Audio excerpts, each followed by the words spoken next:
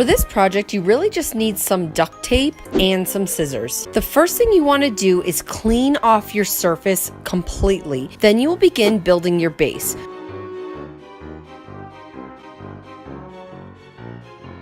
You're just going to start putting pieces of tape from one line to the other. And you do want to kind of make them uneven, which is optional, is to go back over your baselines, because now that you've taped all of those web marks around, you're going to be able to see where you started and stopped. So by putting one more strip over top of that same baseline, it's going to give it a nice clean look.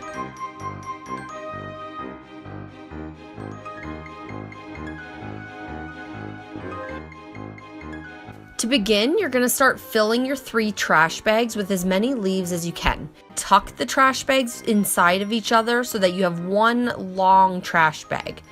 Then you're going to take your clear tape and you're going to start wrapping the top half of your trash bag, making sure that they are sealed. Once everything's taped up, we'll need to tie off the top of the bag where the hole is still opened up. So you're going to wrap your rope around the top half of that first bag, and you're going to make a really tight knot so that this will form a circle, which is going to represent the head. Now we're going to start working on the body. Then you're going to start wrapping the rope around the bags, working your way from the bottom to top. To finish this off, you'll need to move the leaves around a little bit. The shoulders are always much wider on a person, so you will need to pat these down to make it wider where the shoulders would be. And that is it. You're done.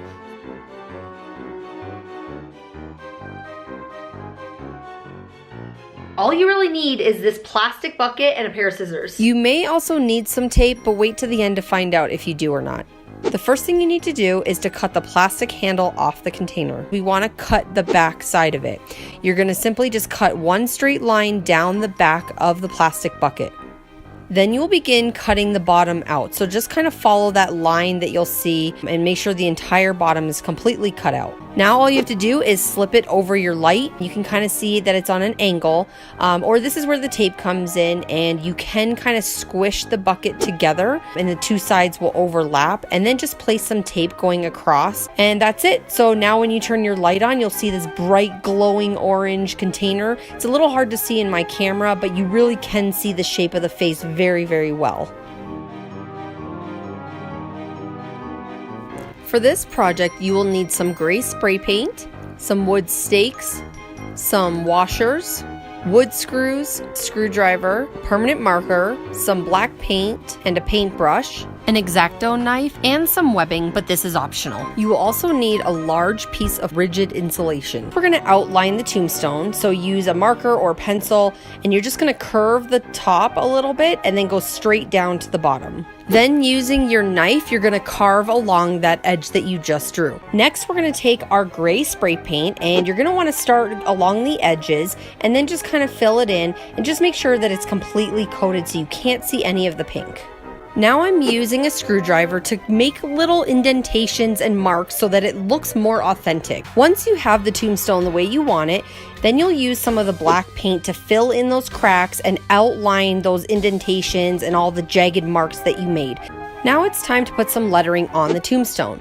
So in most cases, you want to start with RIP. We decided to go with a funny theme, but you could also go more on a serious side. Now use some of that same black paint and paint over the writing that you already placed on the tombstone. You want to grab 2 of your stakes and figure out where you want these in your yard and start hammering them into the grass. Now place 1 of your screws into the washer and then screw it into the front of your tombstone so that it lines up with one of the stakes that's in the back. You can take some webbing and kind of run it along the side and a little bit of the front of your tombstone just to make it look a little more spooky. And that's it, you're done.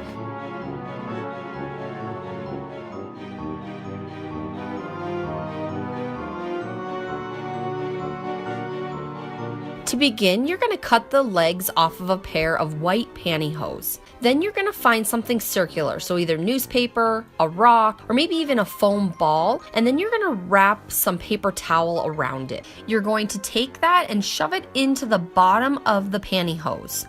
Next, we're going to use some of the plastic spiders and start gluing them to the base.